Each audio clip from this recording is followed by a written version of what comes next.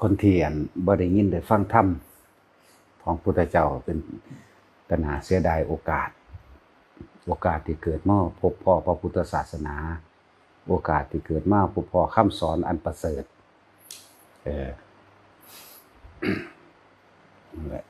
ความเห็นแก่ตัวเฮ็ดให้คนดิ้นรนแสวงหาความเห็นแก่ตัวความอยากได้อยากดีอยากมีอยากเป็นบางคนตั้งแต่เกิดมามีแต่เวลาหาเงินมาเลี้ยงชีวิตครอบครัวเจ้าของเองหาเงินไว้ได้หลายๆแล้วเจ็บไข้ได้ป่วยมากก็เอาเงินที่หาได้ไปรักษาตัวเองรักษาซื้อความเจ็บความปวดความป่วยซื้อความเฒ่าความแก่ซื้อความชราเอาไว้ลื้อลั่งไว้บ่อยากเจ็บบ่อยากปวดบ่อยากป่วยความจริงก็บ่มีผู้ใดอยากดอกแต่ว่าบ่มีที่ว่างใจหามาทั้งชีวิตคิดว่าสิได้หยังแต่ว่าทุกคนกลับบ่ได้อีหยังไปเลยแถมซ้ำตกลงสู่ที่ต่ำตายไปตกนรกมั่งเปรตมั่งสัตว์เดรัจฉานมั่งนั่นแหละ ทุกคนนะเพราะว่าบ่ได้มีโอกาสในการฟังธรรมฟังความจริงของทุกชีวิตฟังความจริงของสิ่งทั้งปวงความเกิดความดับบ่เข้าใจนั่นแหละ มีแต่หากับหามันได้เงินมาแล้วก็เอาไปรักษาเจ้าของนั่นแหละเวลาเป็นอีหยังมากก็โทษโวยวายฟูมไฟโทษคนนั้นโทษคนนี้ผู้นั้นจังสั่นจังสี่เป็นน้ำอีนั่นเป็นน้ำบักนี้เป็นจังสั่นเลยบ่เห็นสาเหตุแห่งความเวียนว่ายตายเกิดของเจ้าของเองว่ามั่วมองออกตะโนกโตแต่ว่าเรื่องกิเลสเรื่องตัณหาเรื่องอุปทานมันกว้างใหญ่ไพศาลยิ่งกว่าท้องฟ้าแต่ว่าทางสิดับตัณหาได้แค่ปลายเข็มนี่นะเราคิดเบิ่งว่าเอาปลายเข็มไปจิ้มท้องฟ้าจังว่ากว่าพระพุทธศาสนาสิเกิดขึ้นมาได้ซ้ำปลายเข็มจิ้มอยู่ท้องฟ้าเนี่ยจักมันอยู่บางใดได้ปลายเข็มจิ้มอยู่ท้องฟ้าจักรวาลนี่ไงกว้างๆหาประมาณบ่ได้นั่นแหละแต่คนที่ได้เกิดมาพบพ่อมาเห็นแล้วแต่ว่าบ่ได้เห็นคุณค่าคุณค่ามันบ่แม่นคุณค่าของพุทธศาสนาเป็นคุณค่าของตนหลายคนจึงมั่วกังวลหลงไหลใฝ่ฝันสละเวลาทั้งชีวิตเพื่อสิหาเงินนั่นแหละ บัดเฒ่าแก่ชรามาก็เอาเงินนั่นแหละมารักษาความปวดป่วยของเจ้าของเองมาซื้อมายืมมาลั่งหลายๆอย่างบ่มีหม้องว่างใจถ้าเฮาฟังธรรมเข้าใจแล้วเรียงลำดับการใช้ชีวิตของเจ้าของมันจริงหรือบ่จริงก็เทียบเอาตัว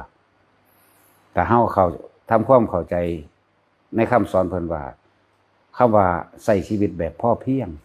หรือมัชฌิมาปานกลางเป็นกลางแต่เฮาเห็นความสำคัญของชีวิตนี่ขึ้นอยู่กับอาหารเป็นหนึ่งของโลกอยู่แล้วเป็นหนึ่งของทุกชีวิตสรรพสัตว์อยู่แล้วที่อยู่อาศัยตลอดทั้งการหม่องทำมาหากินมันก็มีพ่อแหละเครื่องนุ่งห่มมันก็มีมาในหั่นยารักษาโรคเจ็บปวดป่วยมันก็มีมาในหั่นแหละมีที่ว่ายารักษาใจเนี่ยคนฟังธรรมจังสิเข้าใจยารักษาใจต้นเหตุแห่งความทุกข์ทั้งหลายก็คือธรรมนี่ต่างหากที่คนบ่สละเวลาตัวเองมั่วเมาแต่กับการหาอยู่หากินหาได้หาดีหามีหาเป็นลาภยศสรรเสริญความยกความย่องความต่างๆนานาสารพัดนะหาไปเท่าใดก็บ่พอดอกถ้าบ่มีธรรมะเป็นเครื่องอยู่เป็นเครื่องฝึกหัดเบรกใจของเจ้าของไว้ต้องบอกว่าสุดท้ายแล้วสิ่งที่หามามันก็เอาไปบ่ได้คือเก่านั่นแหละ ฉะนั้นธรรมะของพุทธเจ้าที่เพิ่นรู้แจ้งจิตถึงใจของเพิ่นแล้วเห็นความจริงของสิ่งทั้งปวงเกิดดับ บ่มีสิ่งใดจีรังยั่งยืนแล้วเพิ่นก็แสดงธรรมเพิ่นแสดงทุกข์มากที่สุด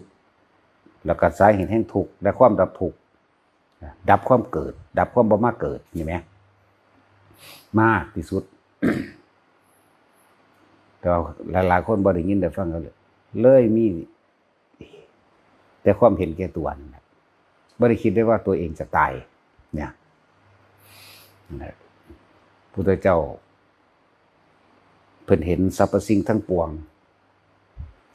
เกิดขึ้นแล้วก็ดับไปเท่านั้นเพิ่นก็เลยนำสิ่งเราทั้งหลายเหล่านี้เฮ็ดให้สัตว์บ่กลับมาเกิดอีกเพิ่นก็มาสอนแล้วเมตตาที่พระพุทธองค์มีก็เป็นสมมุติอันหนึ่งที่เอาเข้ามาใส่ชื่อว่าเมตตาเพื่อสินำพาให้สัตว์ทั้งหลายฮักกันสัตว์ทั้งหลายช่วยเหลือพึ่งพาซึ่งกันและกันบ่ให้เห็นแก่ตัวกรุณาช่วยเหลือซึ่งกันและกันมุทิตายินดีในสิ่งที่เกิดขึ้นในสิ่งที่หลายๆคนได้ดีนำกันของบางอย่างว่างจิตเป็นอุเบกขาจังว่าคนตายจังสิแต่ว่างจิตให้มันเป็นจังสิเมตตากรุณามุทิตาอุเบกขาจึงเป็นเครื่องมือและอุปกรณ์ในการเชื่อมต่อประสานสมานมิตรให้แก่สัตว์ทั้งหลายและคนเพื่อให้เห็นตัวเองแหละบ่ได้เห็นให้ผู้อื่นดอกเห็นตัวเองในจุดแรกทุกคนน่ะเกิดมากับปรารถนาความสุขคือกันเบิดเพิ่นก็เลยว่าบ่พึ่งทำลายรังแกเบียดเบียนซึ่งกันและกันนั่นแหละ จึงบอกว่าเป็นที่น่าเสียดายที่แต่ละคนเกิดมาเราไปเห็นคุณค่าของตัวเองพุทธศาสนานี่ผู้ใดนำเข้าไปปฏิบัติแล้วก็ผู้นั้นได้เป็นผู้ใดคุณได้ค่ามันเองบ่ได้คุณค่ากับพระพุทธเจ้าเด้บ่ได้คุณค่ากับพระสงฆ์องค์เจ้าผู้เพิ่นสืบพุทธศาสนามาเด้เป็นคุณค่าของเจ้าของเองนั่นแหละนะจังว่าแต่ละคนจัดระเบียบชีวิตของเจ้าของได้หรือยังบาดเฒ่าจังสิเข้ามาฟังธรรมโอ้ยจังได๋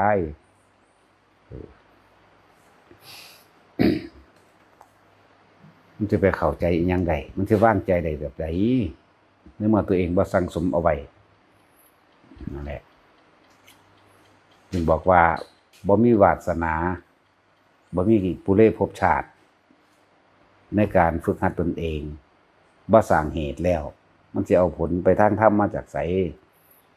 ก้าวที่กล้าคือก้าวแรกของเจ้าของเองแหละหลายๆคนถ้าว่าสิมาเข้าวัดฟังธรรมสิก็อยากอายคนมึงดูฮะการทำความดีนี่มันคือยากแท้ทั้งที่มันเป็นเรื่องที่บ่อันตรายกับไผบ่ได้ไปเบียดเบียนทำลายผู้ใดไปทั้งใดก็สง่าพาเผยไปทั้งใดก็บ่ได้ลักบ่ได้ลี้ไปเด้การไปทำบุญทำทานการมาฟังธรรมภาวนามื้อนี้แต่ว่ามันเป็นหยังมันคือลบคือหลอบแท้เนาะลบหลอบย่านเขาว่าบ่ดีย่านเขาว่าเชยย่านเขาว่าหลายอย่างนั่นแหละมันไปแค่ผู้อื่นนำนั่นแหละความบ่รู้นังสั่น มันธรรมดาเด้คนที่ใส่บาตรได้แต่ละคนนี่อุ้ยทั้งอยากอายคนทั้งหยังมีเบิดเด้มันธรรมดาเด้แต่พวกเขาเฮ็ดเป็นประจำอยู่แล้วมันเลยชินเนี่ย จะเปรียบเทียบคือคนรวยอีหลีนั่นนะคนรวยอีหลีนี่เขามีอีหยังมานี่เขาเริ่มนายกับพ่อมีเด้แต่ว่าคนบ่ทันได้มีหรือว่ามีเพราะกำกาเนี่ยมันยังอยากอวดดีอวดมีเลยแต่คนมีจริงๆแล้วเขาก็เลยเกิดกลายเป็นเห็นคนที่กำลังแย่งชิงในสิ่งที่เขาสละออกอยู่นั่นนะเลยเกิดกลายเป็นน่าสมเพชหรือเขากับหัวเราะเยาะนะแต่บัดยิ้มในมุมปากกันไม่เอาเองก็มีเด้ที่เขากำลังแย่งชิงทรัพย์สมบัติอันนั้นอันนี้กันนั่นแหละคือคนมีบุญนั่นแหละคนมีบุญเขาว่าบุญคือคนที่เขาถึงความสงบแล้วสิเห็นอารมณ์ร้ายของคนที่บ่ทันได้เข้าถึงความสงบเพราะความหมายของบุญเฮาคือการ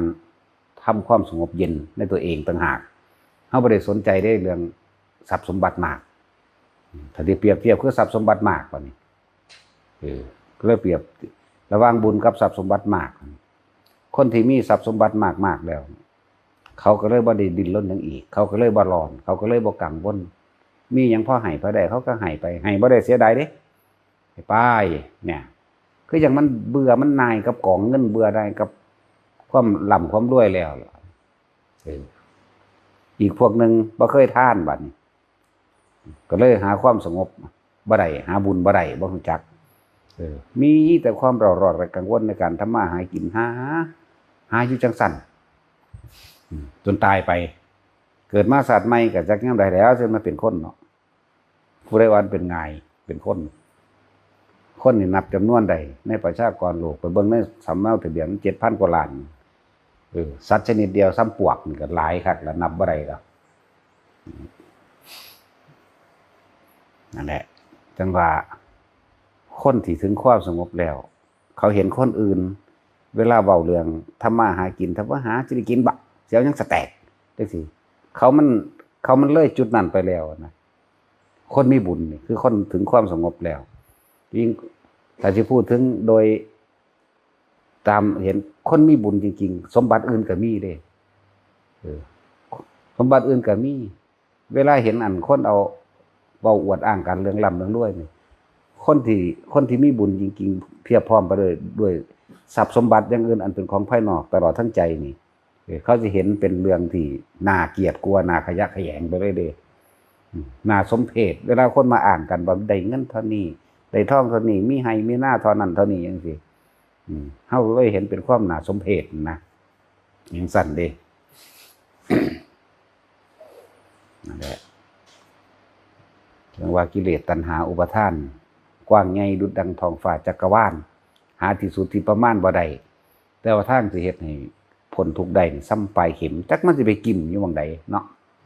มีพุทธศาสนาหม้องเดียวได้บัดนี้นั่นแหละมีพุทธศาสนาหม้องเดียวจึงบอกว่าเป็นที่น่าเสียดายที่แต่ละคนบ่กล้าเสียสละกิเลสนะกิเลสมัดไว้ความอยากได้ความเห็นแก่ตัวมัดข้อเจ้าของไว้ขนาดนอนเรายังทำงานดีนอนคิดสิไปเฮ็ดนั่นสิไปเฮ็ดนี่หาเงินบางหันบางนี่นอนสั่งผู้นั้นสั่งผู้นี้อย่างนั้นล่ะแต่ขนาดนอนยังทำงานนี่ธรรมดาวะแต่คนที่มีบุญแล้วมันเห็นเหตุแห่งทุกข์เห็นเด้แหละเห็นเหตุแห่งทุกข์และเห็นผลสรุปของชีวิตนี่เกิดมาตายเนี่ยแค่นั้นแหละแค่ตายเนี่ยมันสิสบายอยู่ในความคิดอันนี้มันความคิดแบบบ่ได้ย่านตายเด้ก็เกิดมาตายแค่นั้นแหละเนี่ยมีหยังก็สร้างดอกแค่ตายนั่นแหละเนี่ยแต่ว่าคำว่าหากินซ้ำตายนี่เอาไปคิดขึ้นหน้าเบิ่งเดี๋ยวถอยตัวเองออกมาจากความเห็นแก่ตัวถอยออกมาจากความโลภนั่นเองถอยมาเบิ่งมาพิจารณาตามความเป็นจริงที่อยู่อาศัยตลอดทั้งที่ทำมาหากินกูกับพ่อมีอยู่นะนี่นะเสื้อผ้าอาหารก็มีมานำกันแต่ถ้ามีที่อยู่อาศัยก็ยาแก้ปวดก็บ่อึดดอกเต็มร้านขายยาอยู่แค่นั้นแหละถอยลงมาเบิ่งก็ตั้งใหม่เรียงลำดับการใส่ชีวิตเจ้าของใหม่ธรรมะมั่งโลกก็แค่หาอยู่หากินไปซ้ำตายนี่แหมบ่ต้องไปหวังร่ำหวังรวยหยังดอกพวกรวยก็กินข้าวแค่อิ่มแค่นั้นบ่ได้กินเกินนั้นน่าเอาแค่อิ่มนั่นแหละเหมือนหาความยิ่งใหญ่ว่าจะไปสะออนเราผู้นั้นใหญ่ผู้นี้ใหญ่มีอำนาจมันบ่มีผู้ใดใหญ่กว่าโลกจะคนแหมบ่มีผู้ใดใหญ่กว่าโลกเด้เนาะแล้วก็บ่มีหยังสิเป็นจีรังอย่างยืนเท่ากับไฟเท่านั้นเผาถิ่มนี่นะถอยออกมาเบิ่งตัว เบิ่งความโลภของเจ้าของนั่นแหละจังว่าแต่ละคนให้มันเห็นตัวเองว่างลำดับจัดระเบียบชีวิตเบิ่งเด้อเป็นตะจักหัวแต่ละคนชีวิตสั้นๆแกนี่ไม่เป็นหยังจังดีจังดินจังล้นคักปานนั้นนะหากินไปแค่ซ้ำตายนี่นะพี่น้องกันฆ่ากันแย่งให้แย่งหน้ากันบ่วิ่งว่าธรรมดาเด้มันจะเอาไปหาโคตรพ่อโคตรแม่ยังกระดอแทนนะเนาะมันก็มีพ่อเห็ดพ่ออยู่พ่อกินอยู่ไผก็ดีนี่แหละคนบ่มีความรู้ในพุทธศาสนาเป็นจังซั่นมัน ก็ว่าล่ะว่าถ้าทำความดีมันยากยากแต่ทำความเร็วมันง่ายว่าพื้นค้นปั๊บน่ะเร็วเหรอเด่นเห็นว่าสันเห็นง่ายความคิดก็ง่ายเพราะมันชินมันเป็นของที่เป็นสูตรสำเร็จเอาไว้แล้วว่าแต่ว่าพื้นค้นปั๊บมีเหตุมีผลทั้งนั้นทั้งนี้มันยกอ่านทันทีหักล้างความดีของคนทำดีได้มันสั่นแล้วถ้าบ่สละความเห็นแก่ตัวออกบ่มีวันที่สิเข้าถึงที่สุดขอขึ้นในพานใดนั่นแหละ หากินซ้ำตายหนึ่งบัดคือจังอันบางที่อันเอารถผ่านหน้ากันหรือเอาง้อควายไปเลี้ยงตะกี้เนาะผ่านหน้ากันซื้อว่าอุ้ยคือมันมีคุณค่ามหาศาลคือมันเป็นเจ้าชีวิตเหนือชีวิตนี่เด้มันด่าคนบ่ให้ไปเลี้ยงง้อเลี้ยงควายนำหน้าหรือว่าง้อควายไปกินของนิดๆหน่อยๆไหมดำค่ำหนึ่งนี่โอ้ยมันธรรมดาเด้มันคือจังมันมีค่าเหนือโลกทั้งปวงนี่เด้ตามที่เห็นกระทบมาเรื่อยๆอย่างป้าเฮาฟังแล้วเฮาก็สลดใจเด้ป้าโตของซ้ำนี้นี่กล้าเอาแลกนรกได้จังซี่นะมันแพงมันหวงจักบ่เด็กน้อยไปลักหมกม่วงสิเอาเป็นเอาตายว่าธรรมดาเด้จังซี่นะของซ้ำนี้นึงนะหูยขึ้นลงขึ้นศาลจับปรับไหมกันนี่แหละตอนถ้ามันตายตอนนั้นมันไปนรกเลยเขาแลกทั้งชีวิตได้ความสำนันนึงก็เลยผมสมมติตายตอนนั้นแต่ว่าตายตอนนั้นก็มีบ่อื่นบ่อยากมันเครียดแห้งรายหัวใจว่าให้ตายลงนรกเลยจากนั้นไปมันจะขึ้นมาที่เขารักเล็กน้อยเขารักหมกม่วงเห็นนะเขาเอามาขามหรือสิ่งใดสิ่งหนึ่งนิดๆหน่อยๆเนี่ยโอ้มันมาธรรมดาเด็เนาะหรือเข้าไปหาขอเขากินไรเขายังสินาก็มีเด้โอ้ยเอาเป็นเอาตายคนพวกนั้นแลกทั้งชีวิตเจ้าของเองในขณะนั้นเลยแลกกับของลงนรกเพราะว่าความหึงความหวงความเห็นแก่ตัวแล้วก็ความดูถูกความประมาทผู้อื่นพร้อมเด้บ่ธรรมดาเด้ทุกคนแต่มีประสบการณ์เจอจากหน้าในจังสิมี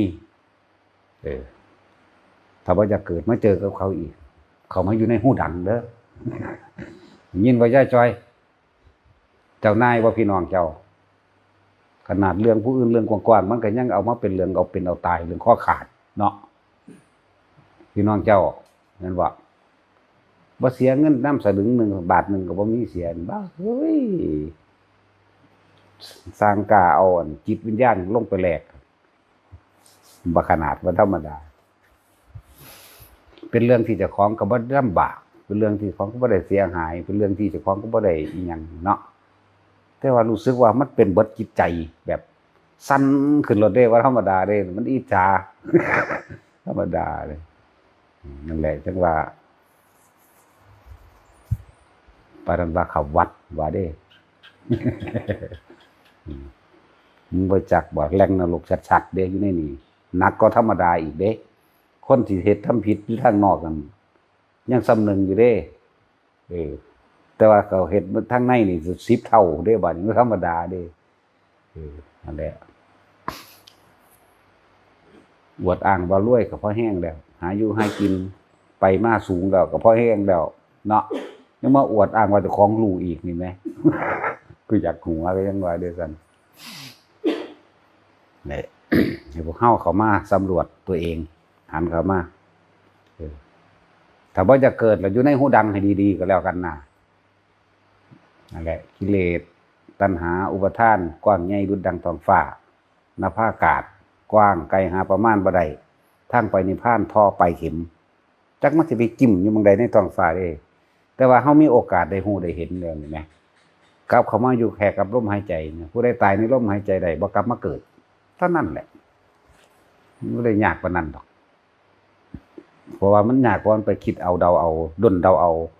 จากกันได้ยินได้ฟังมาเด้อมาอยู่กับตัวเองชัดๆแล้วคำว่ากายเวทนาจิตธรรมมันก็เห็นในนี่แหละมันบ่ได้ไปอยู่ทางนอกเลยลองอยู่กับตัวเองมึงดูมันสิไปไสวะนั่นแหละ หลายอย่างอยู่ดอกว่า เออคือคนเฮามันเป็นหยังจังทุกข์คนเฮามันเป็นหยังจังมีความเดือดร้อนกระวนกระวายใจมันเป็นหยังจังเดาร้อนมันเป็นหยังจังเรียกว่าคนบ่เคยท่าน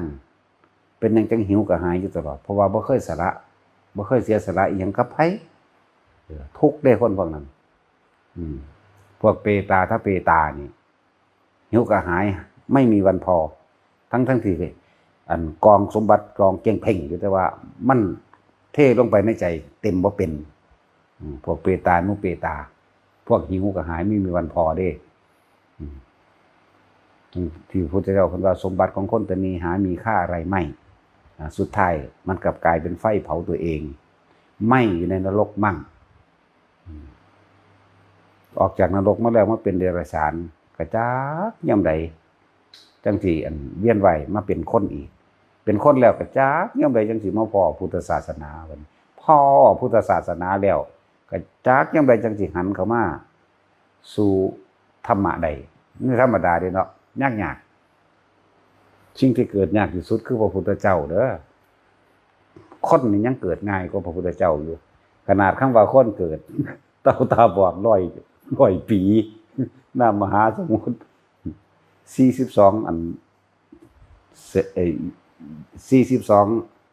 แสนโยชน์แล้วก็เอา16 คูณนั่นแหละแม่น้ำมันกว้างง่ายขนาดนั้น100 ปีเต่าตาบอดสิโผล่ขึ้นมากับกระบอกไม้ไผ่ที่เขาตัดไว้เป็นกล้องไว้เป็นบ่วงไว้แต่ว่าทิ่มลงเต่าตาบอด100 ปีโผล่ขึ้นมาเทื่อนึงนั่นจักได้มันถ้าหัวมันไปซุบเข้าในกระบอกกระดันได้ก็เป็นว่านั่นแหละความเกิดยากหรือง่ายคนเกิดขนาดนี้ยังว่าถือว่าง่ายก็พระพุทธเจ้าเกิดอยู่มึงดูหนังแล้วพระพุทธเจ้าเกิดย่ำใดบุเลยเต่าตาบอดไปอีกเท่าใดบุยากขนาดเลยมันธรรมดาเดี๋ยวทุกคนมีโอกาสเราจะพลาดโอกาสเด้ออย่าไปสนไผหันเข้ามาอยู่ในร่มหายใจเจ้าของโลดเบิ่งในเจ้าของคักๆพิสูจน์ด้วยตัวเองคักๆโลดอย่าไปเชื่อผู้อื่นเข้าใจบ่เว้าอยู่นี่ก็บ่ให้เชื่อส่วนมากก็คือว่าเชื่อว่ามันเป็นแบบนั้นจากการได้ยินได้ฟังได้อ่านมาบ่แต่ว่าถ้าเฮาหันเข้ามาของเจ้าของเองนี่แหมประสบการณ์ความรู้สึกของเจ้าของเองนี่แหมโตนี่ต่างหากเลยโตเจ้าของสิได้ของจริงนั่นแหละมาอยู่กับเจ้าของเนี่ยเพิ่นว่าลมหายใจเป็นกายในกายอันหนึ่งเบิ่งลมเข้าเล่นอยู่กับลมนั่นแหละเข้าออกมันก็เห็นเวทนาเนี่ยจากทั้งนอกทั้งในมันทั้งนี้ในหันในตัวของสิเห็นเอาเองมันก็เห็นจิตในจิตมันความคิดแล่นไปแล่นมามันก็เห็นของมันเองสุดท้ายน่ะเอิ้นว่าสิ่งทั้งปวงมันก็เห็นนั่นแหละธรรมกายเวทนาจิตธรรมเป็นสื่อมันแต่ผู้ใดเขามารู้ในลมหายใจแม่นบ่ฮู้จักตัวหนังสือก็สร้างมันนั่งเห็นตัวของเองดอกนั่นแหละเล่นอยู่กับอันนี้แหละจนมันชินนั่นล่ะเอาไปมามันเลยรู้ลมเอาเองซะด้วยซ้ำไปว่าฮู้ลมเอาเองก็สบายบัดสิตายมันก็บ่ได้ไปคิดกับไผบ่ได้กังวลกับไผเนี่ยเตรียมตัวตายไว้อย่างดีแล้วบัดสิตายหังตั้งใจตายก็เก่าแล้วตายไปในลมหายใจนั่นมันบ่มาอีกดอกแต่ส่วนมากมันบ่เชื่อว่ามันมีสวรรค์มีนรกที่เนาะมันบ่เชื่อเด้สวรรค์นรกนิพพานมันบ่รู้จักเด้แม้กระทั่งคนเขาวัดแท้ๆก็ยังว่านิพพานตายแล้วจังไปเด้โอ้ยก็นิพพานดิบๆนี่แหละคนเป็นเด้เป็นผู้ว่าเอานิพพานมาเว้าคนตายเอานิพพานเว้าบ่เป็นเด้มันตายแล้วคนเป็นนี่เด้แต่ผมมาบอกว่าเฮ็ดจังซั่นเฮ็ดจังซี่นั่นน่ะเขาเจ้าถึงนิพพานบ่แห้งแล้วเด้เขาจังเว้านั่นแหละหลายในความเข้าใจผิดเพราะว่าเชื่อผู้อื่นเข้าใจว่าล่ะเชื่อได้ยินได้ฟังมาแบบนั้นก็ไปอธิบายขยายความวิจัยวิจารณ์ด้วยตัวเองบ่ทดลองด้วยตัวเองนี่แหมมันโง่หลายแหมคนคือกันมันยังมันสิเฮ็ดบ่ได้เห็นบ่ล่ะพระพุทธเจ้าเพิ่นก็ค้นตัวเพิ่นก็สอนให้เฮาเฮ็ดเฮาก็เฮ็ดนำเพิ่นลองเบิ่งนั่นน่ะบ่ได้เฮ็ดเพราะว่าเชื่อเด้เฮ็ดเพราะว่าพิสูจน์เข้าใจว่าล่ะเบิ่งกันหน้าเว้าจังซี่มันสิเป็นอีหลีจะบอกกูพันได้เชื่อดอกกูต้องพิสูจน์เอาเองแหมไปจังซั่นตัว จังว่าแต่ละคนอย่าไปสนไผสิเว้าความรู้ว่าทางใดก็ตามสู่เฮารู้บ่ได้ดอกให้จักว่าล่ะ ความรู้แบบใดก็ตามว่ามาโลดว่าแบบใดก็สร้างสู่เฮารู้บ่ได้เด้ผู้อื่นสงบเป็นร้อยเป็นพันเทื่อเฮาสงบเทื่อเดียวเท่านั้นเด้นั่นแหละสมบัติเฮาเองนั่นบ่ล่ะว่าให้แต่ละคนนั่นน่ะบัดนี้คำว่าปฏิบัตินั่นน่ะก็แค่ว่ารู้ลมได้ทุกอาการรู้ลมได้ทุกขณะรู้ลมได้ทุกอิริยาบถยืนเดินนั่งนอนกินข้าวที่บอกว่ารู้ลมไม่ได้ก็รู้สึกตัวนี่จักสิเว้าได้มันจังสิเข้าใจนะถ้าเฮารู้อยู่กับลมไม่ได้ก็รู้อยู่กับความรู้สึกตัวนั่นแหละอันเกิดจากลมก่อนคือเก่านี่เฮาฝึกอานาปานสติเฮาหูลมเข้าหูลมออกสั่นยาวเฮาก็รู้ในเฮาฮ้อนหูดังหรือบ่ฮ้อนหูดังเฮาก็รู้ในเฮาเย็นหูดังหรือบ่เย็นหูดังเฮาก็รู้ในเฮาเห็นมั้ยเย็นเข้าไปในโพรงจมูกถูกกระดูกอ่อนเฮาก็รู้ในเฮาเห็นมั้ยเห็นมั้ยรู้ไปรู้หน้าความรู้สึกนั้นๆนี่มันเกิดเฮาก็รู้ในเฮาเห็นมั้ยเจ็บแข้งปวดขาหรือปวดหลังก็รู้ในเฮาเฮาบ่ไปสนใจมันเฮาก็รู้เข้าไปลึกเข้าอาการปิติต่างๆที่มันเกิดเป็นแบบนั้นเฮาก็รู้ในเฮานี่แหละกายเวทนาเนี่ยเอาหยังลูกก็เอาจิตนั่นแหละภาษามันทั้งเบิดนั่นแหละ มันเป็นสื่อภาษาสื่อเพื่อเกิดสื่อสารให้เกิดความเข้าใจสื่อได้กายเวทนาจิตจิตกับผู้รู้กันเดียวกันนั่นแหละผมอยากบอกกันได้ว่าบาลี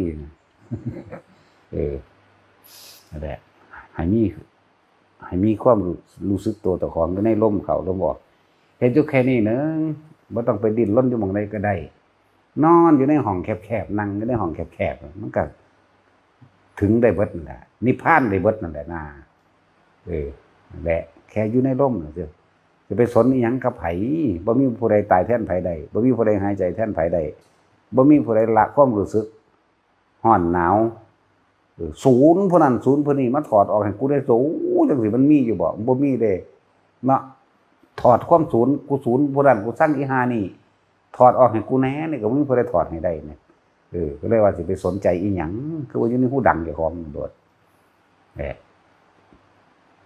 แต่อยู่ในหูดังเจ้าของใดความคิดมันก็แล่นไปหาพุ่นหาพี่มันก็ฟ้าวงล้อมแห่งความคิดกิเลสตัณหาตัณหา108ความคิดนี่โอ้ยหาประมาณบ่ได้คิดเท่าใดก็เบิดบ่เป็นเนาะบัดเงินแหมมันก็ใส่เบิดง่ายแม่นเถิดเนาะว่าตัดสินเงินใส่เอาทั้งหลายขึ้นคือความคิดคือสิดีเนาะแต่ว่าในความคิดนะคิดเท่าใดก็บ่เบิดคือจังมันหลายขึ้นออกลูกออกหลานหลายกว่าเก่าเด้เนาะบัดเงินนั่นนะใส่เป็นสำนึงอยากเบิดล่ะนั่นแหละความคิดจะมาจากตาหูจมูกลิ้นกายความคิดจะมาจากรูปเสียงกลิ่นรสสัมผัสและอารมณ์แหละเฮ็ดจังได๋เฮาสิหูบอดหูหนวกได้บ่เลยหูหนวกตาบอดได้อยู่บ่อยู่ในลมนั่นแหละแต่อย่าบ่ต้องบ่ได้ไปยุ่งกับไผผู้ใดเฮ็ดหยังก็สร้างแม่งนั่นก็ตายพอกันก็ว่าไปแล้วตัวอันใดก็ได้ที่มันเข้ามาอยู่ในลมหาของใดบัดเฮาอยู่กับลมไม่ได้ที่จริงก็อาศัยลมก่อนสำหรับผู้ฝึกเป็นแล้วเด้ไม่รู้ลมแต่ว่าให้รู้สึกตัวอยู่กับอาการปิติหรืออุณาโลมนั่นเองรู้สึกตัวทั่วพร้อมในขณะปัจจุบันณขณะตรงหน้าเนี่ยเห็นอยู่แค่นี้แหละจะไปยังไกลหรอกมันเป็นเอาเองดอกต่อไปมันเบื้องต้นแรกก็หูลมเข้าลมออกได้แล้วก็อยู่กับความรู้สึกของเจ้าของเองเอาอาการปิตินั่นแหละเวทนาในเวทนาก็เลยเป็นเวทนาอันเป็นอุเบกขาเวทนาโดยซ้ำตัวนี้แหละจะเป็นตัวย่ามให้เฮาเป็นดุจดังว่านายประตูทวารคืออุเบกขาเวทนาค่อยจับผิดศัตรูทั้งหลายค่อยจับผิดม่านทั้งหลายที่มันสิเข้ามาทั้งตาทั้งหูทั้งจมูกทั้งลิ้นทั้งกายบ่ให้เขาว่าถึงใจตัวนี้แหละสิคอยสกัดมันแต่ฝึกไปเรื่อยๆจังสิเข้าใจดอกแม่จังสิเป็นภาษาเว้าภาษาจริงมันซื่อๆอยู่นี่แหละบ่มีหยังจริงอย่างดอก นั่นแหละฝึกเอาตัวเองเกิดกับตัวเองเล่นอยู่ในร่มตัวเองลมยาวลมสั่นกับหูในตัวเองความรู้สึกเจ็บปวดแข้งขาแอวกับหูจักตัวเองความรู้สึกโดยในภายในกับหูจักกับตัวเองความคิดไปพุ่นไปพี่กับหูจักตัวเองเห็นไหมทั้งเบิดกับสิ่งทั้งปวงสัพเพธัมมาคือธรรมทั้งหลายเนี่ยหรือว่าสิ่งทั้งหลายทั้งปวงได้คำว่าสัพเพธัมมามีความเกิดกับดับเท่านั้นบ่มีอย่างกี่ลังอย่างยืนดอกแล้วเฮาสิเข้าไปยึดเอาอีหยังเลี้ยงลำดับจัดลำดับชีวิตเจ้าของบัดนี้จัดเอาตัวไม่มีผู้ใดอยากบังคับใครดอกตัวเองต้องบังคับตัวเองเวลานี่กูสิฝืนฟังธรรมเวลานี่กูสิฝืนเบิ่งลมหายใจเลยเฮ็ดฝึกไปเรื่อยฝึกไปเรื่อยก็เกิดความเคยชินตัวคือคนฉีที่นั่นแหละบ่เคยท่านอีหยังว่าแตท่านไปอวดอ้างว่านี่ละคุณโลดถ้าเขาเฮ็ดผิดใจเนาะก็ลองท่านแบบจังสั่นซะก่อนเลยท่านทั้งที่ขี้ทีท่านไปท่านมาก็ลึงเองมันก็ปล่อยว่างความเห็นแก่ตัวเองดอกท่านไปท่านมาอันนี้คือกันลองบ่ไปคิดน้ำตาหูจมูกลิ้นกายสิไปกระทบผู้นั้นผู้นี้ลองเบิ่งดูอดไปอดมามันก็คิดเองดอกอดคิดจักว่าเอาอีหยังพาอดเอาล้มพาอดคนบ่เคยทานก็ลองทานเบิ่งแล้วคนผู้นั้นสิฮู้จักเอาเองแบบว่ากูสิทีคนผู้นั้นสิจักเองแบบว่าโอ้ยใครกูบ่ให้มันซะอีหามันก็เฮ้ยเฮ็ดจังซั่นจังซี่นะมันก็ฮู้จักในเจ้าของนั่นแหละอันนี้ก็คือการลองหยุดคิดโดยวิธีเอาความคิดมันอยู่ในลมเข้าลมออกเบิ่งดูมันยากหรือมันง่ายนะก็เจ้าของก็รู้เจ้าของเองแหละคือกันล่ะกับคนเคยทานนั่นท่านไปท่านมาเฮ็ดดูเข้าดูเข้าก็เลยชินเลยบ่เสียดายของท่านเลยท่านไปเลยอันนี้ก็คือกันอยู่กับลมดูเข้าดูเข้าก็เลยชินไปเลยบ่ได้สนใจว่าจะไปคิดกับไผนะหยุดคิดหยุดปรุงหยุดแต่งได้มันก็นิพพานนั่นแหละไม่มีหยังดอกตัวง่ายๆง่ายตัวของเฮ็ดเท่าใดล่ะเนาะยายจอยเจ้ายังอยากไปเกิดอีกอยู่วะบ่นี่เป็นคำเว้าเด้เป็นตัวสรุปไว้โดยความอยากเข้าใจบ่บ่แต่ว่าตอนปัจจุบันณขณะมีชีวิตอยู่นี่ตอนปัจจุบันนี่แหมบ่คำว่าบ่ของมันนี่ต้องบ่อยู่ในลมจังสิได้เข้าใจว่าล่ะเบิ่งใครจะเกิดอีกดอกแต่ว่าออกไปนี่ผู้ที่ศูนย์ซะผู้นั้นศูนย์ซะผู้นี้นี่นะนั่นแหละมันสิความอยากบ่อยู่ในปัจจุบันรู้ลมหนึ่งนั้นลมหายไปแล้วปัจจุบันรู้สึกตัวสองปัจจุบันรู้เท่าทันจิตคือความคิดนิ่งๆอยู่สามเท่านี้ได้บรรทุกคนก็เหตุเถอะอย่างแต่มันบ่เหตุตัวนั้นแหละฝึกก่อนรู้ลมก่อนถ้ารู้ลมแล้วความรู้สึกอีกอันหนึ่งเกิดจับเอาความปิติไว้ลมหายยังปิติหายยังจิตในจิตนี่มันเบิ่งของมันเองดอกมันจะคอยเป็นของมันเองดอกคนที่เป็นแล้วเข้าใจดีคำเบานี่ภาษาสำนักนี่คนที่เป็นแล้วเข้าใจง่ายคนที่ว่าเป็นก็คิดเอาคิดเอาบ่ได้ดอกมันต้องเลิกคิดกลับเข้ามาหาลมตัวคือท่านนั่นแหละคนบ่เคยท่านเสียดายแต่ขี้ที่อยู่นั่นแหละคนบ่เคยหยุดความคิดตัวเองคิดจังไดมันจังสิเศร้าคิดหรือว่าเข้ามาในลมนั่นแหละเกาะลมไว้เฮ็ดถึงที่สุดแล้วบ่มีหยังเลยลมก็บ่จับอุณาโลมหรือว่าปิติก็บ่เฮ็ดเวลาก็บ่สังเกตหยังว่างไปเบิดเด้ซื่อๆอยู่ได้บัดนี้คือบ่ปฏิบัติหยังจักบ่ล่ะมันพาวงล้อมของความคิดออกไปเบิดล่ะเข้าสู่แกนกลางได้เรียบร้อยแล้วเนี่ยแหละเมื่อใดที่เฮาสงบดูเข้าจักว่าสงบนี่สงบปราศจากการคิดเด้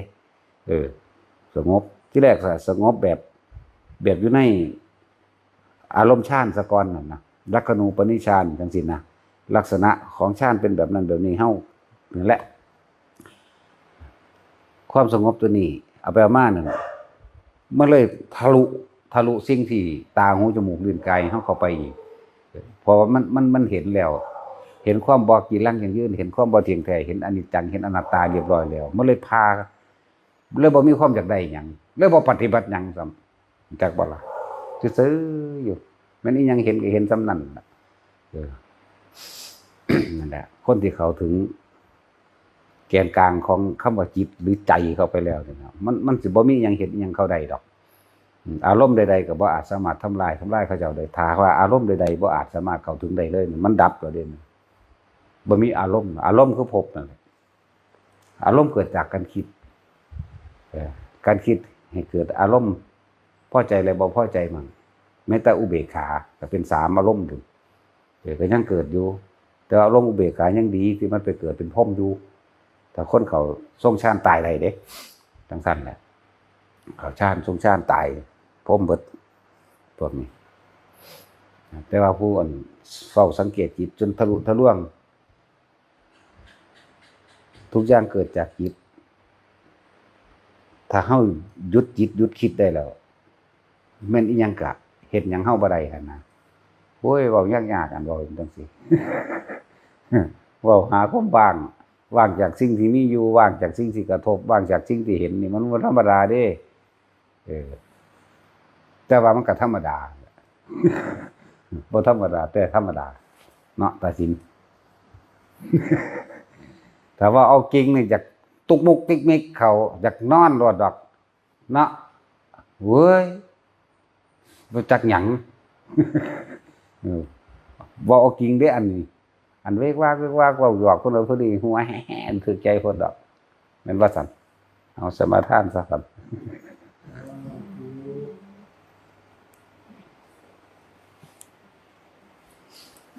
นะโมตัสสะภะคะวะโตอะระหะโตสัมมาสัมพุทธัสสะนะโม